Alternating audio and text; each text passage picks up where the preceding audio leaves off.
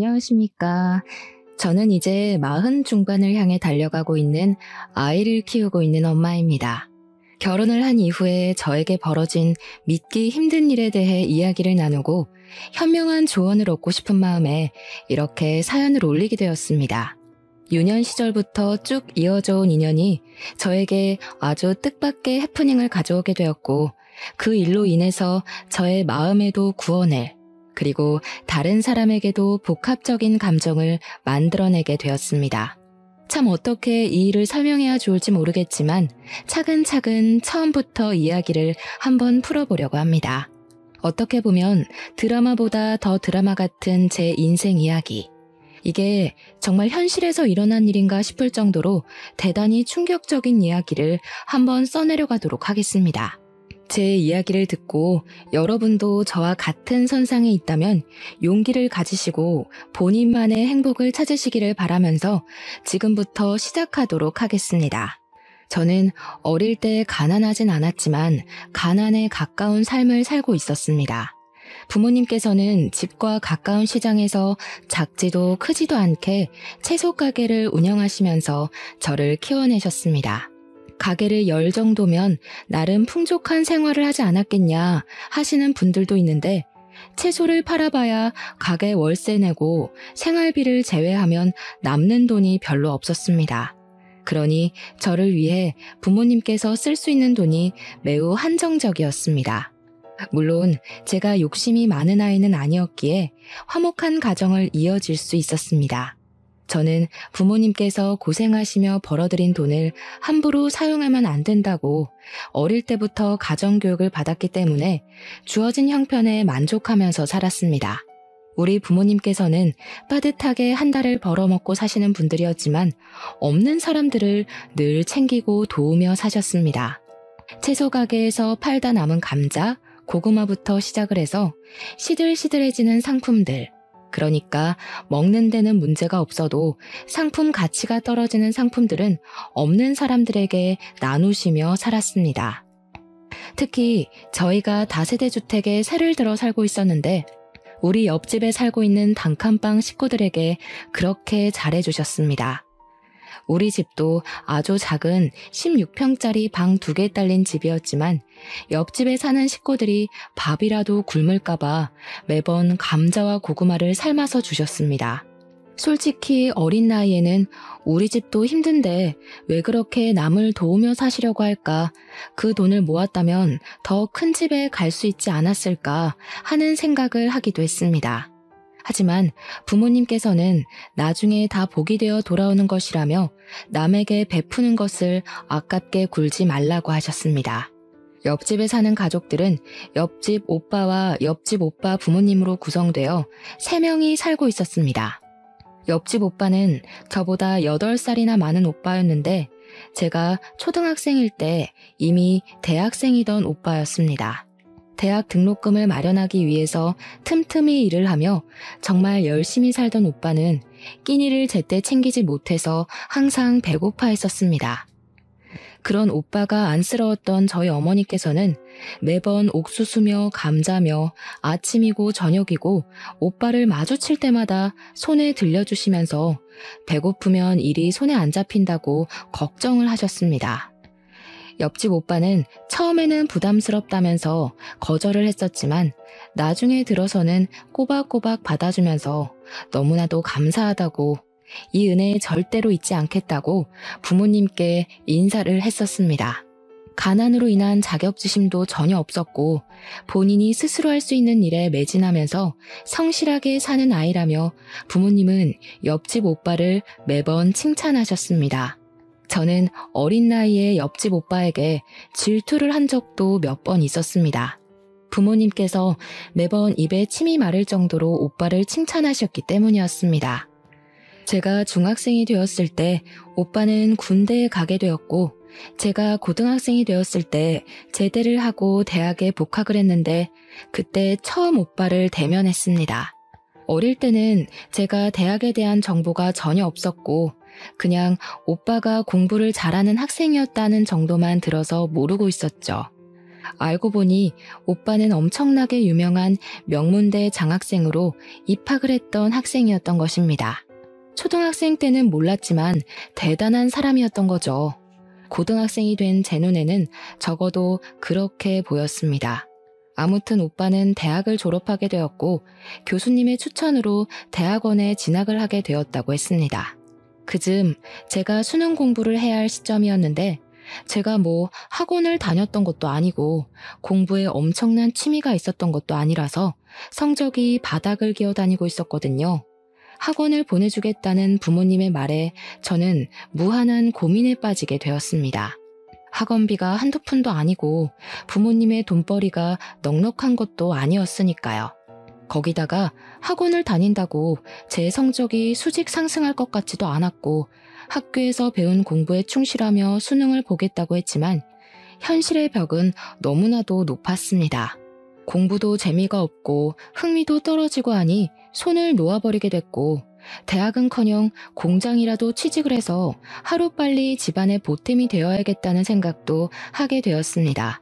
그렇게 고3이 되었고 저는 진로 상담에서도 갈피를 잡지 못하고 깊은 고민에 빠지게 되었죠. 근데 우연히 제 고민을 알게 된 옆집 오빠가 대학원 생활을 하며 바쁜 와중에도 저에게 개인 과외를 해주겠다고 이야기를 해주었습니다. 그동안 얻어먹은 것들이 한두 개가 아닌데 이렇게라도 보답을 하고 싶다면서 저희 부모님을 설득하기 시작했습니다. 오빠는 과외비는 필요 없다고 했고 지금처럼 배가 고플 때 옥수수도 쪄주시고 고구마도 구워주시면 그걸로 충분하다고 했습니다. 저희 부모님은 그런 오빠에게 미안해하면서도 저에게 공부를 시킬 수 있다고 하니 좋다고 하시며 과외 약속을 잡으셨습니다. 솔직히 저는 공부하기가 싫어서 부모님의 그런 결정이 못내 아쉽긴 했지만 이왕 시작한 거 열심히 한번 해보겠다고 마음가짐을 바로 잡았습니다. 그때부터 옆집 오빠에게 수학, 영어, 국어 과외를 받기 시작했는데 오빠가 정말 가르치는데 소질이 있는지 쑥쑥 문제를 짚어서 알기 쉽게 풀어서 알려주더라고요. 몰랐던 학습의 세계가 열리고 흥미가 막 붙기 시작했지만 제가 그동안 쌓아온 기초가 너무 없어서 그런지 성적이 티가 나게 오르진 않았습니다. 오빠는 많이 풀어보고 틀려봐야 실력이 느는 것이라며 저에게 숙제를 매번 내주었고 저는 학교에서 틈틈이 숙제를 풀어나갔습니다. 그때 저희 반에서 공부를 꽤 잘하던 은지라는 친구가 있었는데 저를 보고 막 비웃더라고요. 와, 네가 공부하는 거 태어나서 처음 보는 것 같다, 야. 너 대학 가려고? 진심이야? 네 성적에? 너 공부 못하잖아. 괜히 돈 버리는 거 아니야? 저는 매번 제자리에 와서 이상하게 시비를 거는 은지를 싫어했습니다. 한두 번도 아니고 제가 쉬는 시간에 문제집을 풀고 있으면 언제 왔는지도 모르게 숨죽여 다가와서는 제가 공부하는 걸 비웃고 갔습니다. 은지는 우리 반 반장이기도 했는데 유독 저에게만 못되게 굴었어요. 제가 풀고 있는 문제집을 가져가 훑어보면서 이거 다 중학생 때 배운 거 아니냐고 깔깔거리면서 웃었습니다. 고등학교 3학년씩이나 돼서 중학생들이 푸는 문제집을 풀고 있다며 반 아이들 모두에게 저를 조롱거리로 만들곤 했었습니다. 하루는 너무 티가 나게 저만 괴롭히는 것 같아서 나한테 왜 그러냐고 버럭 성질을 부렸는데 그걸 모르는 게 문제라며 말도 안 되는 소리를 하고 가더라고요. 그냥 제가 만만해서 괴롭히는 것 같다고 은지랑 어울려 지내는 친구들이 하는 말을 듣고는 자존심도 많이 상했습니다. 수능을 치를 때가 다가오자 이상한 긴장감으로 배가 자주 아프기도 했고 식은땀이 뻘뻘 나기도 했습니다. 그래도 1년 가까이 옆집 오빠랑 공부를 하면서 모의고사 성적도 꽤 많이 올랐기 때문에 수능날 탈만 나지 않으면 성적은 어느 정도 나올 것 같았습니다. 물론 특출나게 오른 건 아니라서 그래봐야 간당간당한 수준이긴 했습니다. 소위 말하는 인서울은 힘들 것 같았고 수도권이나 지방으로 가야 할 수준이었습니다. 그렇게 수능날이 되었고 저는 무탈하게 수능을 치렀고 학교에 옹기종기 모여서 가채점을 하기 시작했습니다.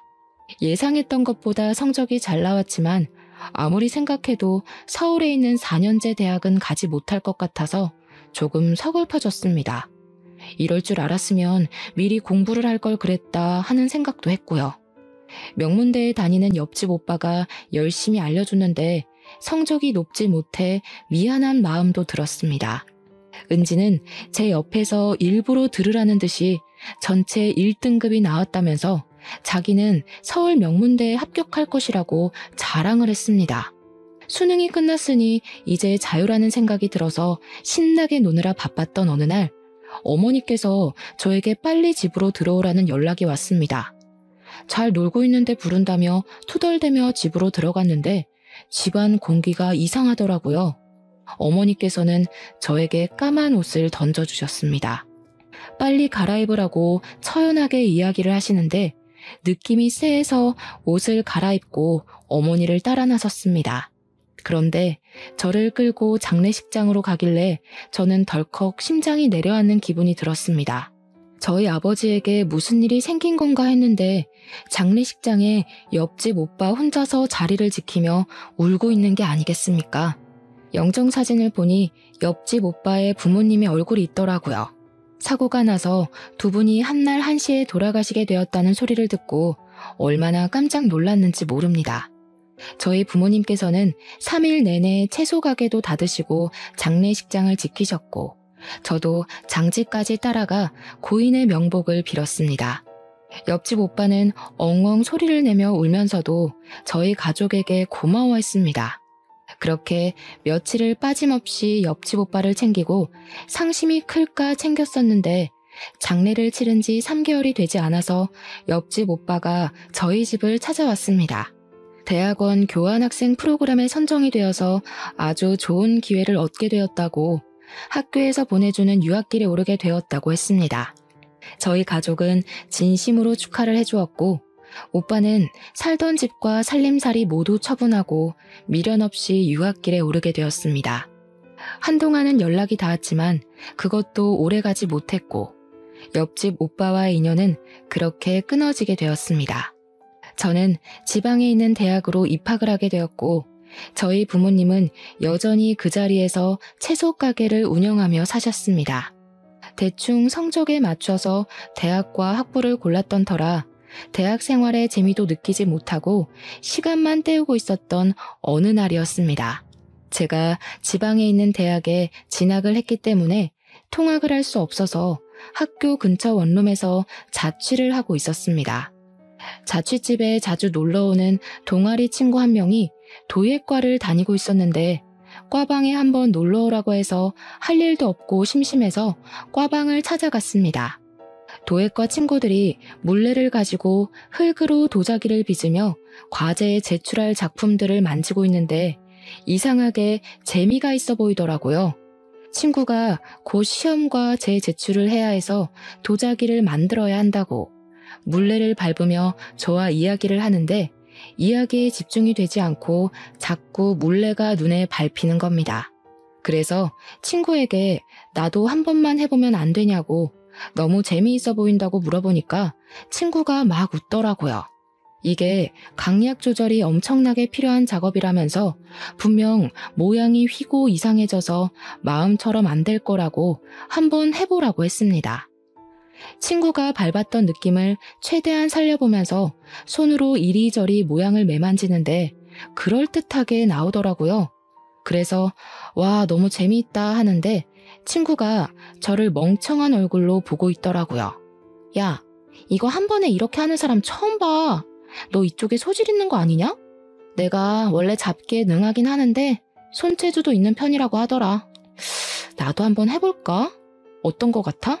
그때 당시 천재라는 타이틀에 전 국민이 목매달던 시절이라 그런지 저와 친구는 패기 있게 도예과 교수님을 만나러 갔고 친구는 침을 튀기며 이야기를 했습니다.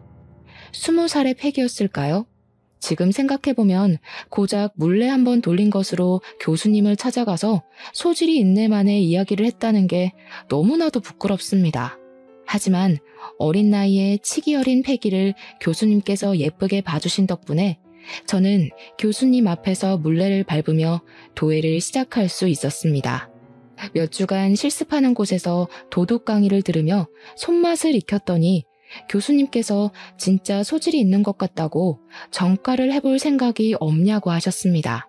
그냥 저냥 인문과에서 갑자기 도예과로 전과가 가능할까 싶었는데 지방에 있는 학교라 그런지 해달라는 거 다 해주더라고요. 저는 얼떨결에 도예과로 전과를 하게 되었고 저희 부모님도 제 이야기를 듣고 무척이나 어이없어 하셨지만 제가 재밌다고 하니 한번 해보라고 하시고는 더 말리지 않으셨습니다.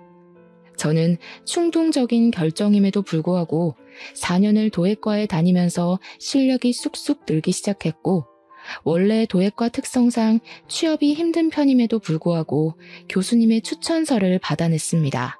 그 추천서 한 장의 위력이 어마어마하더라고요. 저는 친구들이 모두 부러워할 만한 도예가가 운영하는 회사에 취업을 하게 되었습니다. 정말 도자기를 빚는 일을 주력으로 하고 아이들이 체험을 하러 오기도 하는 커다란 화로가 있는 회사였습니다. 회사가 이천에 있었기 때문에 부모님께서는 채소 가게를 접으시고 아예 이천에 있는 작은 마을로 이사를 하시게 되었습니다.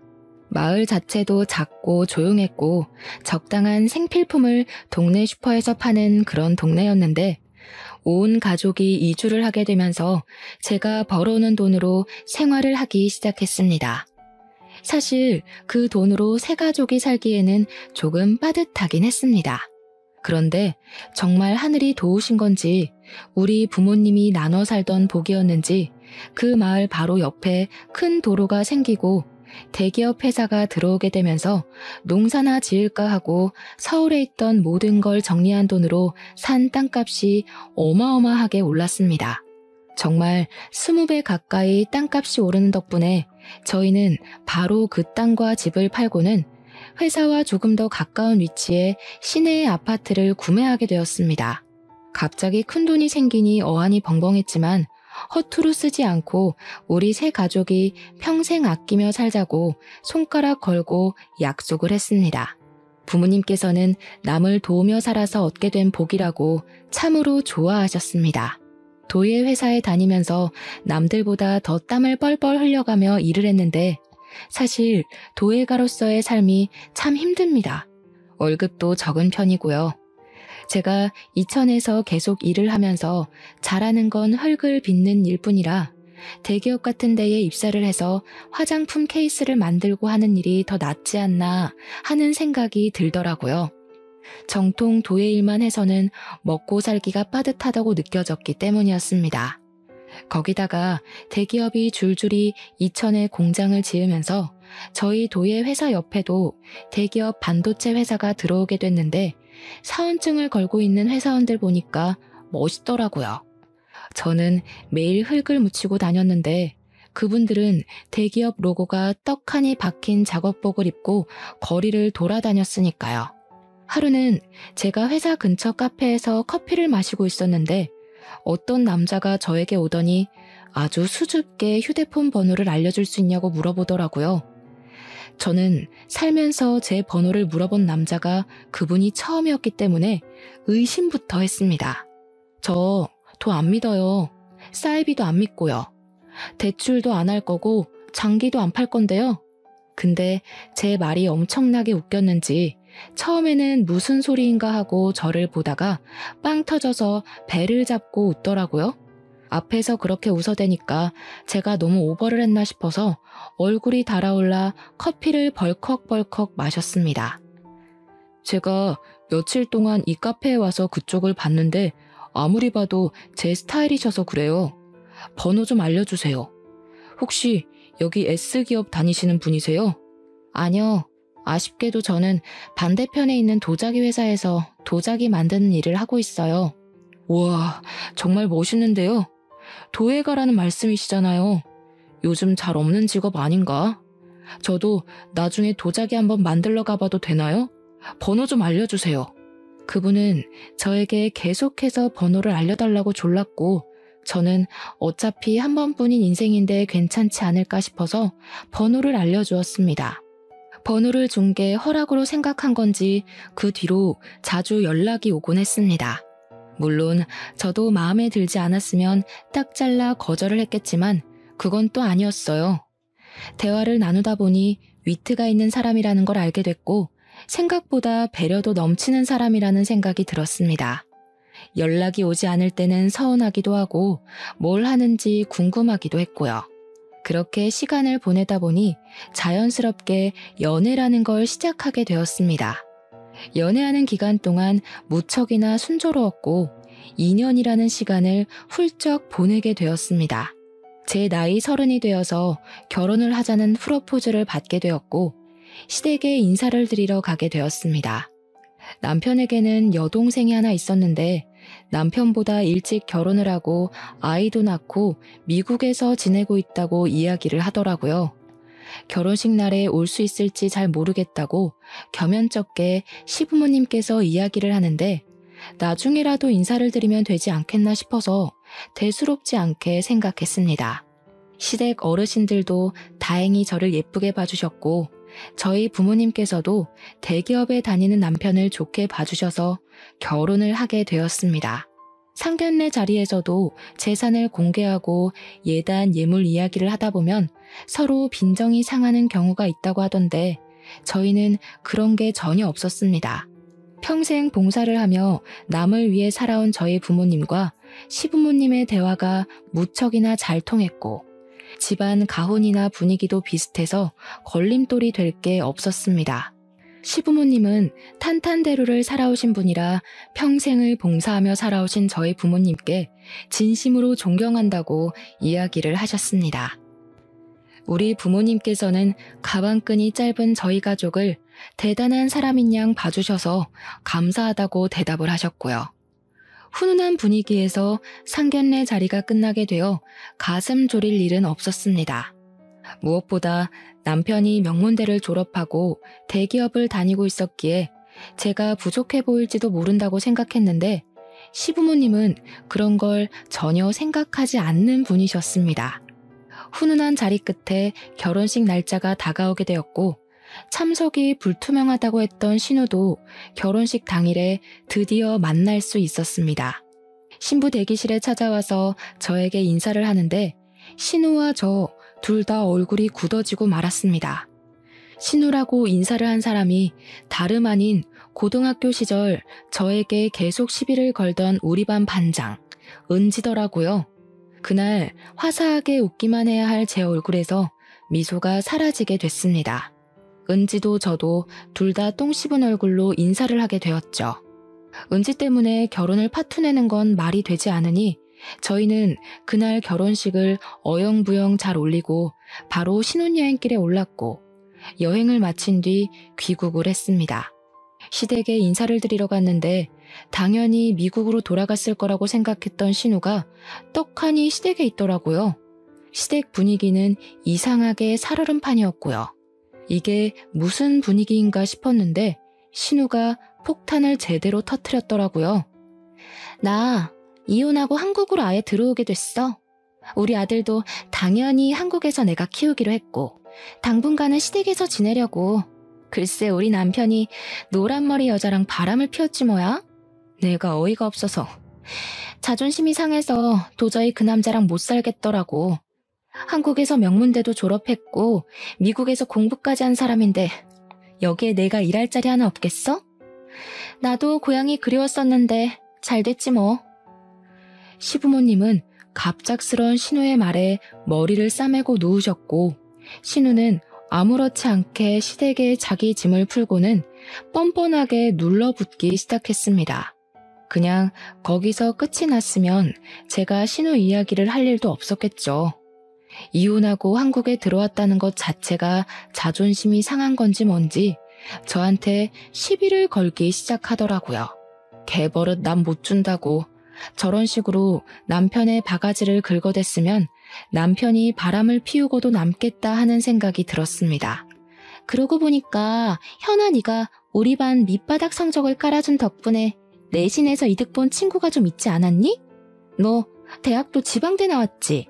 시댁에 가기만 하면 살살 긁어대는 통에 이걸 들이박을까 말까 고민을 했는데 매번 시부모님과 남편이 제 편을 들어주면서 신우에게 쓴소리를 했습니다.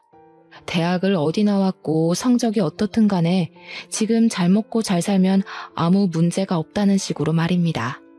그럴 때마다 은지는 결과가 최고라는 마인드로 사니까 우리나라에 발전이 없는 거라면서 과정도 중요한 거라고 자기 주장을 펼치더라고요. 고등학교 시절에는 내가 적성에 맞는 걸 찾지 못해서 고생하긴 했지. 다행히 대학에 가서 나에게 맞는 일을 찾게 됐어. 지금은 도예가로 일을 하고 있는데 생각보다 일도 재미있고 먹고 살 만큼은 벌면서 살아. 얘, 너무 웃긴다. 학교 다닐 때 돌머리라고 구박 엄청 받더니 흙을 다루면서 일을 하네? 천생연분이다, 야. 돌머리? 너 말이 너무 심한 거 아니니? 어디 신우한테 너너거리면서 이야기를 해? 또박또박 말대꾸 하지 마. 따지고 보면 내가 올케 언니지. 너희 오빠랑 결혼한 거 몰라서 그래? 너나 선 지키면서 굴어. 제가 틀린 말을 한 건 아니니까 입을 삐죽 내밀고는 무시하더라고요. 그 이후에도 제가 시댁에서 뭐 요리를 하다가 실수를 하거나 하면 돌머리라서 그런 거라고, 지방대 출신이라서 잘하는 게 없다고 저를 깎아내리고 비웃었습니다. 하루는 제가 TV 프로그램에 나온 영어 단어를 읽다가 실수를 했는데 그 발음이 아니라면서 미국도 못 가봤냐고 꼽을 주기도 했고요. 신문 보다가 사자성어가 나왔는데 그 뜻을 몰라서 검색을 하고 있으니 초등학교 때 다 배우는 거 아니냐고, 아는 게 뭐냐고 시비를 걸기도 했습니다. 신우가 그런 식으로 하나하나 말꼬리를 잡고 늘어지니까 저도 시댁에 방문하는 것 자체가 스트레스였습니다. 아들과 함께 한국으로 돌아온 신우는 5살밖에 안 된 시조카의 교육에 열을 올리고 있었습니다. 때마침 제가 그즈음 임신을 하게 되었고 양가의 어마어마한 축하를 받게 되었습니다. 신우는 저에게 일찌감치 아이 교육을 어떻게 시킬지 정해야 된다면서 자기를 보고 배우라는 식으로 말을 하더라고요. 근데 저는 생각이 조금 다르긴 했습니다.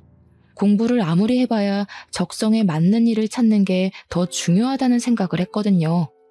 제가 친구를 따라 과방에 놀러 가지 않았더라면 제가 과연 도예가의 길을 걸을 수 있는 기회가 있었을까요? 저는 공부가 전부라고 생각하지 않았습니다. 그런데 신우는 그런 제 의견을 깡그리 무시하고는 시조카에게 공부를 하지 않으면 큰엄마처럼 대학도 후진곳을 나와야 하고 평생 몸을 쓰면서 살아야 한다고 이야기를 하더라고요. 그 이야기를 들은 남편이 신우의 머리채를 잡을 기세로 달려들었는데 제가 말리지 않았더라면 아마 원형 탈모처럼 머리카락이 우수수 빠졌을 겁니다. 신우는 가족들이 불편해하는 걸 알면서도 저를 무시하는 걸 멈추지 않았고 5살밖에 되지 않은 시조카를 영어 유치원에 보내겠다고 난리를 쳤습니다. 그뿐만이 아니라 과외를 시켜야 한다면서 선생을 알아보고 추가 공부를 시킨다고 학원 문도 두들겨 보더라고요. 더 웃긴 건 신우는 일을 하지 않고 있어서 그 돈이 모두 시부모님의 주머니에서 나오고 있었다는 겁니다. 시조카는 국적은 미국 국적이었으나 한국에서 살고 있었음에도 한국말을 제대로 구사하지 못하고 있었습니다. 제가 다른 것보다 국어 공부를 먼저 해야 하는 거 아니냐고, 방문학습이라도 시키는 게 좋지 않겠냐고 넌지시 의견을 보탰죠. 그러니까 저한테 영어가 세계의 공통어인 거 모르냐면서 한글은 크면 자연스럽게 쓰고 읽고 할 수 있다고 차라리 수학 과외를 시키겠다고 하더라고요. 5살이면 한창 놀이터에서 뛰어놀아야 할 시기인데 정말 신우의 욕심이 하늘을 찌르더라고요. 저는 10달을 꼬박 품은 아이를 출산했고 육아휴직을 하게 되면서 2년이나 회사 일을 쉬게 되었습니다. 2년 만에 다시 이천으로 출퇴근을 하려고 하니까 너무나도 힘들더라고요. 제가 육아휴직을 하는 동안 남편이 본사로 발령이 나면서 저희가 서울로 이사를 오게 되었거든요. 집에서 육아만 하다가 서울에서 이천까지 매일 운전을 해서 출퇴근을 하려고 하니까 몸이 축나는 기분이었습니다. 남편 월급이 꽤 되긴 했지만 그래도 돈을 벌어야 된다는 생각에 도예를 하면서 돈을 벌었는데 이 도예 사업이라는 게 참 어렵더라고요. 저는 결국 도예가 선생님의 곁을 떠나 서울에서 공방을 열어보기로 결심을 했고 부모님께서 조금의 도움을 주시겠다고 하셨습니다. 제가 눈여겨보던 매물이 부동산에 나왔기에 바로 계약을 하고 작은 공방을 열 수 있었습니다. 다행히 위치가 좋아서 작은 화로까지도 둘 수 있었습니다. 고열로 구워야 하다 보니까 일반적인 건물에서는 화로를 두기 어려웠었는데 단층 창고 같은 건물을 통으로 쓸 수 있어서 화로도 구비할 수 있었습니다. 공방은 인터넷을 통해서 입소문을 타기 시작했고 예약이 가득 찰 정도로 장사가 잘 되었습니다. 아무래도 서울 한복판에서 그런 체험을 할 수 있는 곳이 없다 보니까 희소성에 대한 가치를 인정받은 셈이죠. 그때 저희 아이는 어린이집을 보내고 있었는데 신우가 또 저에게 시비를 걸더라고요. 어린이집에서 배우는 게 뭐가 있다고 거기를 보내? 적어도 영어 유치원 정도는 보내줘야지. 벌써부터 수준 차이가 나기 시작하잖아. 올케가 지방대를 나와서 그런가? 지방대 나온 친구들은 그냥 어린이집을 보내나 봐? 내 대학 친구들은 죄다 영어 유치원을 보내던데. 우리 조카 불쌍하네. 공부를 잘해야 하는데. 엄마 닮았으면 티가 딱 나겠다. 공부하는 것보다 경험이 더 중요하다고 생각해서 굳이 어릴 때부터 스트레스 주고 싶지 않은 거야. 각자 자식을 교육하는 방법이 있으니까 그런 소린 하지 말았으면 좋겠어. 더군다나 시조카와 우리 아이의 나이 차이가 5살이나 나다 보니까 당연히 배우는 속도나 쌓여있는 지식도 차이가 날 수밖에 없는데도 비교를 하더라고요. 우리 애는 이것도 하고 저것도 하고 그 나이 땐 이미 다 했던 건데 하면서요. 당연히 초등학생의 시조카와 아직 영유아인 우리 아이가 같은 수준이면 문제가 되지 않겠습니까? 지 잘난 맛에 제 말은 하나도 듣지 않고 씹으려 되는데 저도 나중에는 해탈이 되는 건지 전부 다 무시하게 되더라고요. 신우는 시조카가 16살이 되었을 때 대학 시간 강사 일을 하게 되어 나름 교수라며 어깨에 힘을 주고 다니기 시작했습니다. 그게 저희 나이 41살의 일인데 보통 그 나이에는 시간 강사를 잘 안 나가긴 하지만 신우가 공부했던 걸 밀고 나가면서 어렵게 따낸 자리였다고 하더라고요. 신우는 시간 강사로 나가고 있는 대학의 정교수가 되는 것이 목표라며 어떤 수를 써서라도 정교수 자리를 차지하겠다고 했습니다. 제가 열심히 하다 보면 기회가 오지 않겠냐고 했더니 가방끈이 짧아서 이해를 못하는 거라고 비웃더라고요. 저도 말이 곱게 나가진 않아서 어디 한번 열심히 애써보라고 대꾸해줬죠. 시간이 지날수록 공방에는 점점 손님도 줄어들게 됐고 일거리도 잘 들어오지 않게 되면서 공방을 유지하는 게 힘들어지기 시작했습니다. 아무래도 작은 공방이라 한계가 있는 거고 한번 방문했던 손님의 재방문이 잘 이루어지지 않았기 때문이었습니다. 물레를 여러 개 둘 수가 없어서 체험 공방은 대체로 만들어진 틀에 그림을 그려 구워나가는 식으로 이루어졌는데 가격도 비싼 편이고 하다 보니 한 번 체험으로 끝나는 거죠. 취미반 수업을 해도 인원을 많이 받을 수가 없고 기초를 배우고 나면 심화 과정까지 하려는 사람이 없어서 운영이 점점 힘들어졌습니다. 그래도 남편이 대기업을 다니고 있으니 배가 고를 일은 전혀 없었지만 제 일이 잘 안 풀리니까 스트레스를 받긴 하더라고요.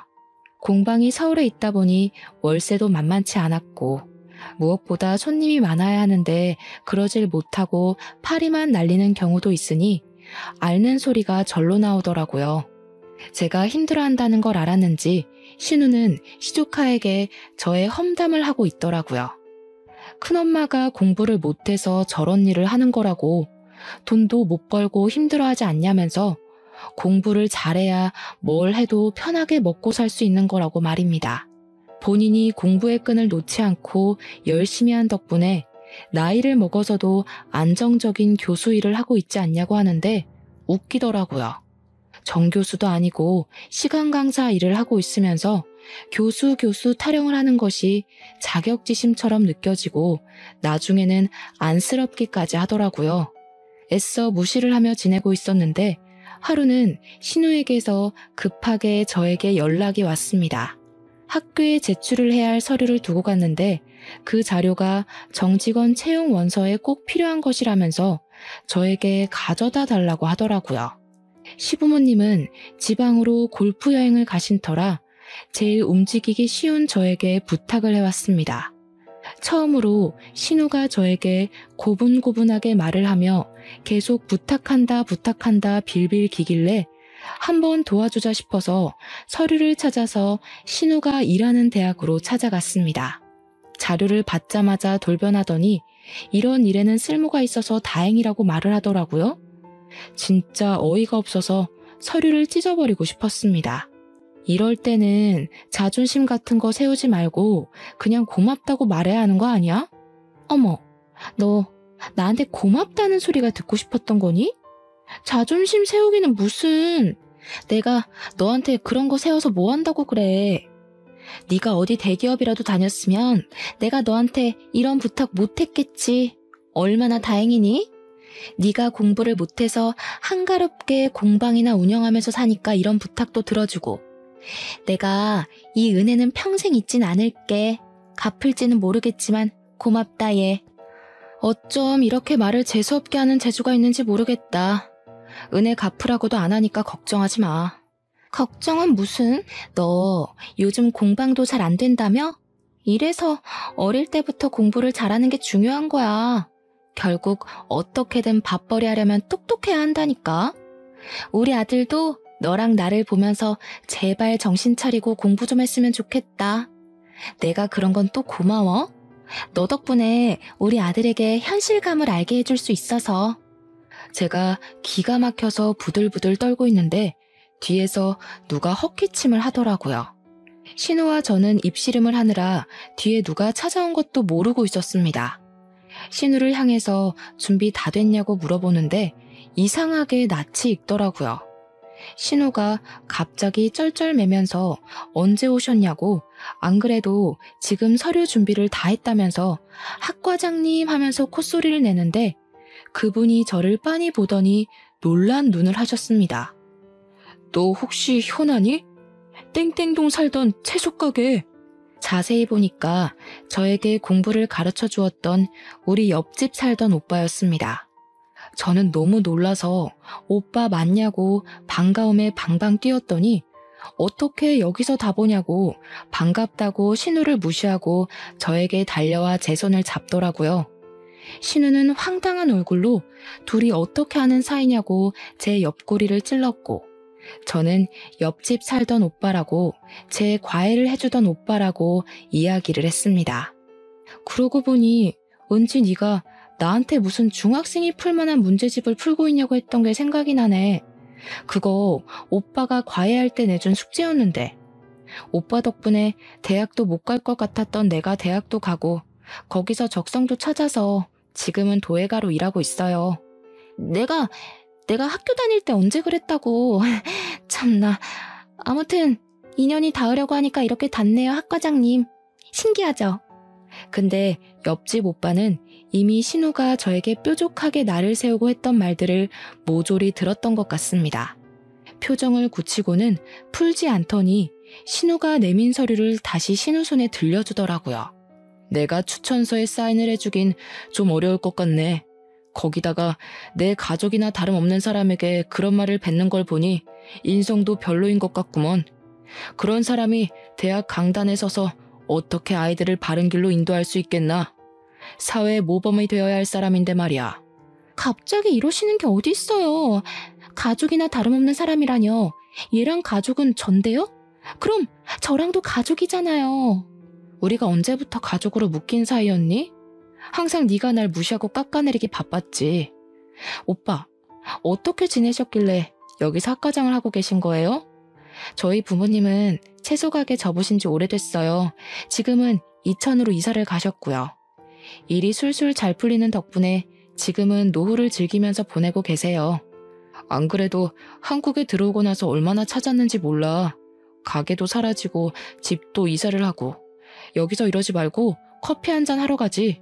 신우가 발을 동동 구르면서 따라오다가 옆집 오빠가 왜 따라오냐고, 무슨 볼 일이 더 남았냐고 차갑게 이야기를 하자 그 자리에 우뚝 서더라고요.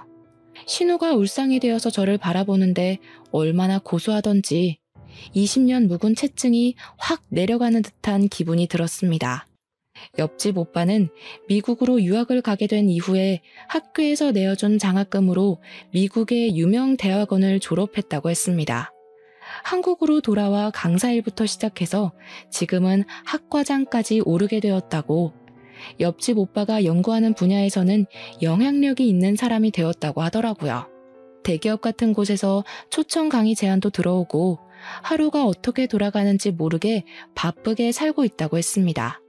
나름 인터넷에 이름을 검색해도 나온다면서 너스레를 떠는데 저는 참 오빠를 단 한 번도 찾아볼 생각을 하지 못했네요.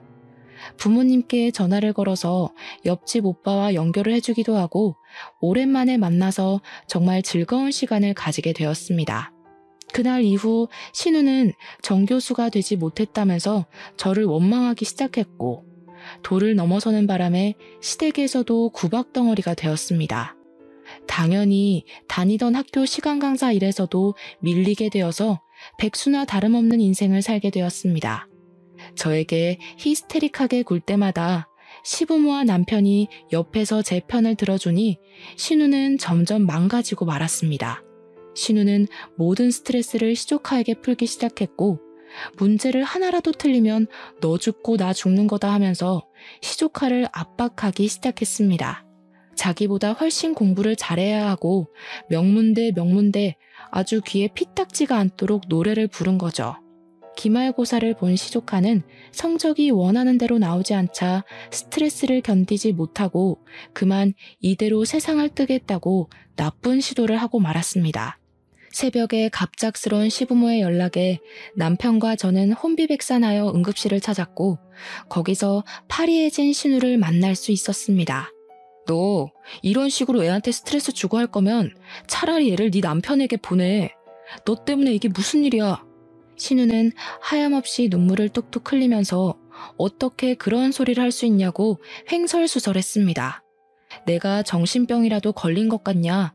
애를 왜 남편한테 보내려고 하냐? 내가 죄인이다 하면서 알아듣지 못할 말을 마구마구 쏟아냈습니다.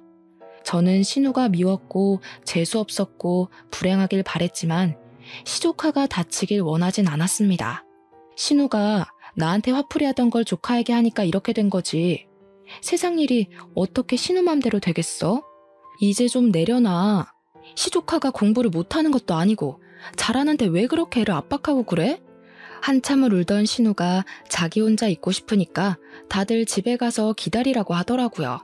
며칠 입원해 있는 동안 신우는 시조카 옆에서 1분도 떨어지질 않았습니다. 그리고 시조카가 퇴원을 해서 시댁에 오니 신우가 갑자기 가족들을 불러다 놓고 고개를 숙이고 사과를 하더라고요. 그동안 괜한 비교질해가면서 올케 언니 무시한 거 미안해.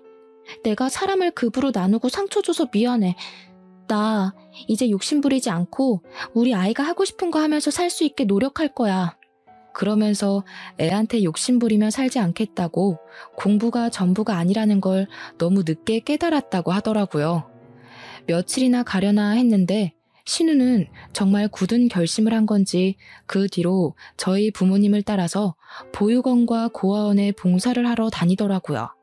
사각지대에 놓인 아이들 중에서 공부를 하고 싶어하는 애들을 위해 교육을 시키고 있습니다. 할 줄 아는 게 이것밖에 없다면서 사교육을 한 번도 받아보지 못한 애들을 불러다 놓고 공부에 관심 있어 하는 애들에게만 공부를 가르치면서 시간을 보내더라고요. 신우는 점점 마음의 치료를 받고 있는 중이고 저는 그런 신우를 멀리서 응원하며 지켜보고 있는 중입니다. 가까이 하기엔 아직까지 제가 받은 상처가 깨끗하게 씻기질 않았네요. 앞으로 저도 신우를 용서할 수 있는 날이 오겠죠. 그날이 오면 같이 속을 드러내놓고 술이라도 한잔 해보려고 합니다. 그러니 그날이 올 때까지 제가 신우를 용서할 수 있도록 노력해보도록 하겠습니다. 감사합니다.